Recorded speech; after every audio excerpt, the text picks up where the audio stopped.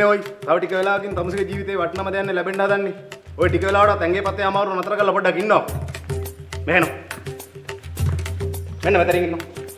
එල්ලෙන්නේ නැවත.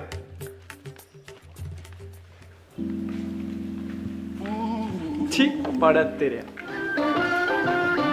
మాచలా ఉమ్మె కాదలే మారుమో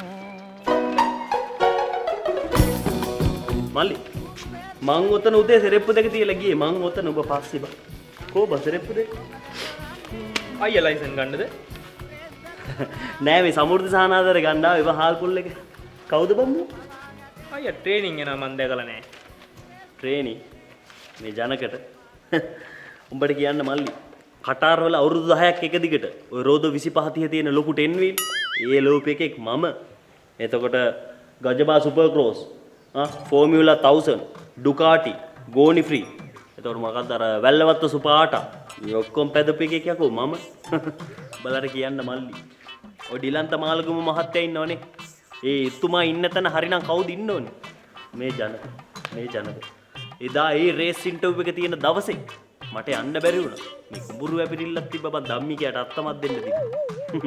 ඒ හින්දා මට එදා යන්න බැරි වුණා. එදා ඒ රේස් ඉන්ටර්විව් එකට ගියා නම් කවුද අද ලැම්බෝගිනි පදින්නේ?